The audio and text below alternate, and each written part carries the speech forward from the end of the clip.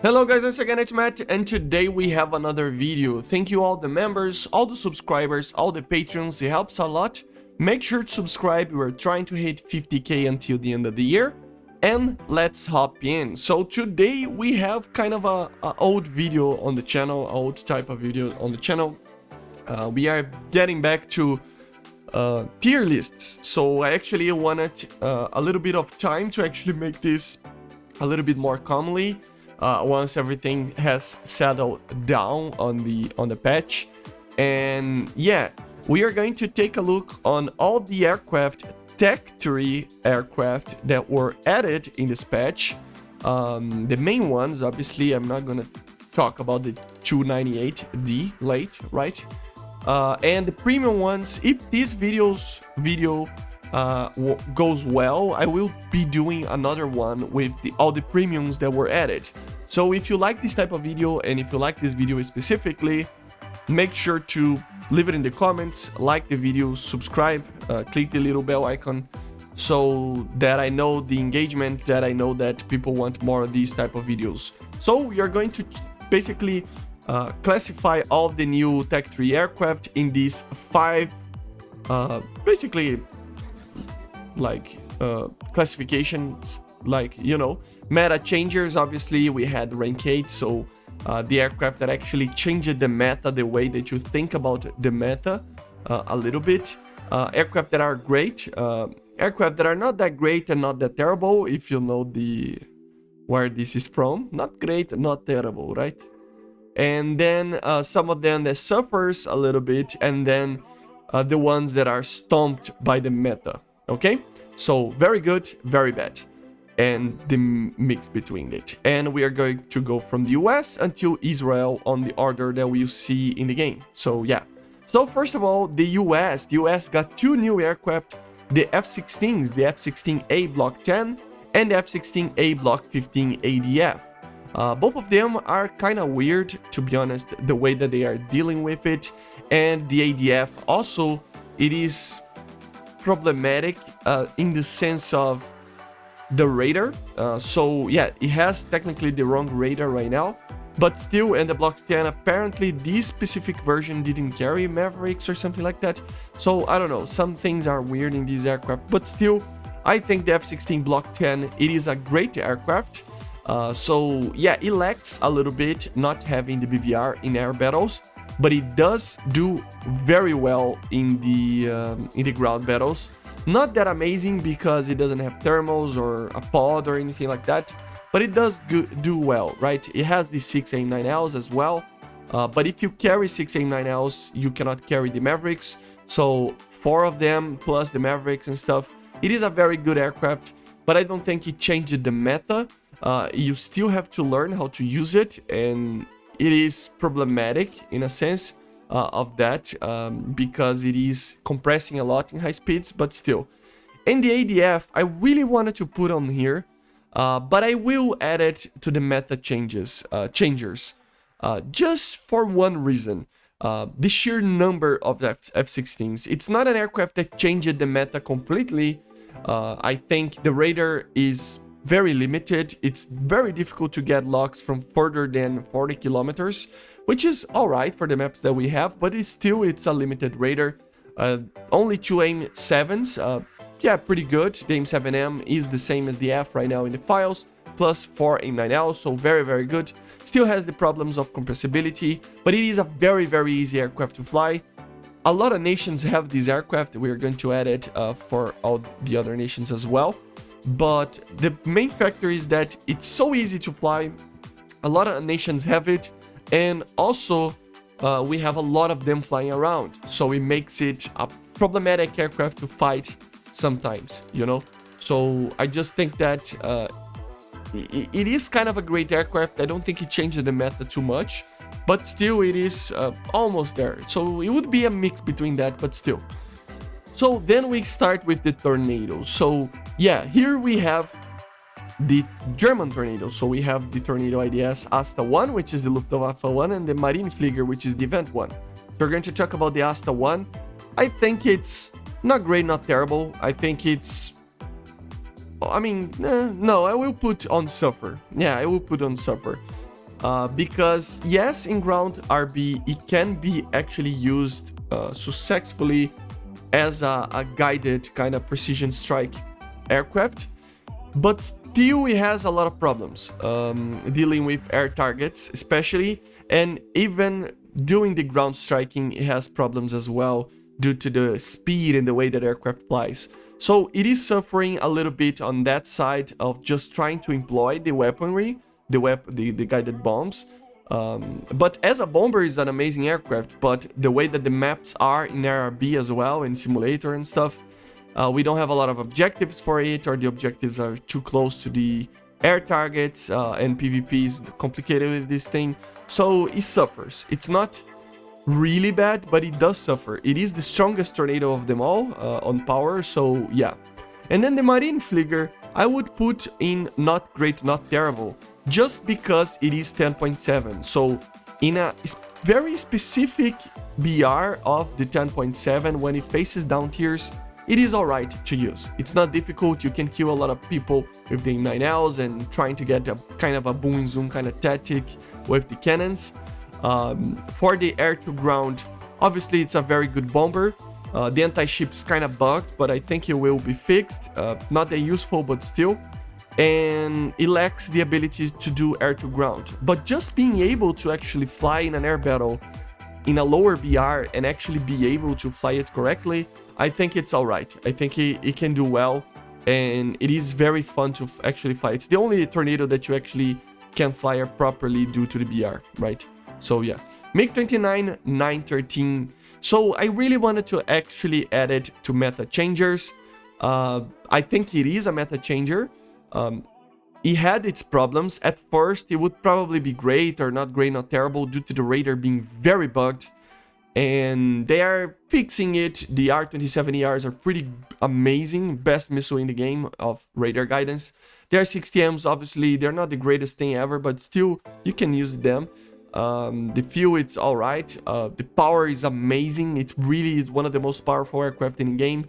The speed, the turning capabilities, it does turn well against the F-16. So depending on the speed, these two can fight each other pretty well. So I just think that it is a complex aircraft. So it is difficult to learn sometimes, especially the radar, but still, it is an amazing aircraft. It just has a learning curve.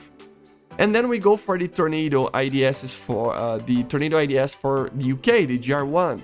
So yeah, I will be putting in this Stomped by the Meta, okay? So it is basically the same as the other Tornadoes, but it has the weaker engine, so it's the most, even though it has better bombs to destroy bases, everything, and eventually to destroy ground targets as well in ground RB.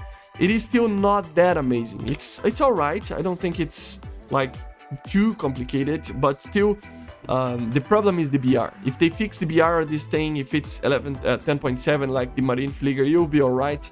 But at 11.3 with less engine, it's just problematic.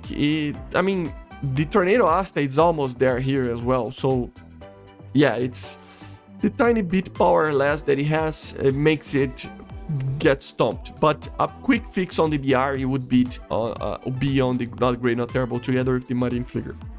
Then we go for the Sea Harrier. The Sea Harrier is one of those that it's not great but not terrible as well. It has the M9s, it has a radar, it helps a lot, but it is 10.7, and in the UK specifically, sometimes you get a lot of up tiers and you will be having troubles with it. On down tiers, it's pretty amazing, pretty good. It has the flares, it has the missiles, the cannons. The performance of it, obviously, it's not that good compared to an F5C, for example, in turning capabilities, or even a MiG-21. But the acceleration is pretty alright, and the radar helps a little bit together with the AIM-9Ls, especially. The AIM-9Ls help a lot. So it's not an aircraft that it's like amazing, but it's not bad as well. It's pretty alright. You just tend to like lose a certain amount of happiness flying it because of the performance. It is still kind of a brick compared to the GR7, obviously, so you have to consider that. Then we go for the F-16 for the Chinese Tech 3, or the Taiwanese F-16A Block 20 or Block 15 MLU. So yeah, most advanced version of the F-16 that we have right now still has the wrong radar, but still it is one of the best ones out there because it is better than the ADF, because right now it has the same radar, but eventually it will probably have the better radar, a better radar than the ADF with TWS and stuff, and the range very much comparable to the 913 MiG-29. But also it can also not only carry the AIM-9Ls and AIM-7Ms, it can also carry the Mavericks. So it is pretty good on that sense. It's very good. I mean, it can do everything. And in real life, this thing can be upgraded in the game, because in real life, I think it can use TGP pod, if I'm not mistaken, or something like that, a pod to guide the weaponry, and it can do some other types of weaponry as well. So yeah, the weapon loadouts, it's kind of weird, and the radar is weird right now and stuff, but still, it is the best F-16 in the game, just due to the fact that you can actually do both air-to-ground and air-to-air, basically, you know, effectively. So it's a mix between these two versions on the terms of capabilities. Then we go for the Italian Block 15 ADF, basically the same aircraft as the American, so nothing much to say. It really does help the Italian tech tree. Finally, has a very good fighter. And then we go for the Tornado IDS 995. I mean, if this is a Suffers and this is Stomped by Meta, the Italian one would be in the middle here. But I will put on the Stomped by Meta just due to the fact, I mean, the thing is, it is basically the same aircraft. They are all the same aircraft, but the engines are changing. So this is the strongest one, this is the weaker one, and this is in the middle. So between the Italian one and the German one, you cannot feel that much difference. And between the Italian one and the British one, you cannot feel that much difference as well. But between these two, you can feel it. So it is a mix between these two. I would get it in the Suffers, just because it has a little bit more power than the Tornado. But they're all basically suffering a lot because of the BR. I still think that at least these two needs to be 11.0 and this 10.7, or all of them 10.7. It would help a lot. Then we go for the Mirage 2000D. I would say that it is not great, not terrible, just for the fact that in the air-to-air combat, it is kind of bad, but in the air-to-ground role, it is pretty good. It doesn't have the most amount of bombs for bombing bases or anything like that, but specifically for precision striking, it is very good. You can take a lot of bombs. The performance of it is better than the Tornadoes. You can still defend yourself. It has a very good radar. These things they don't.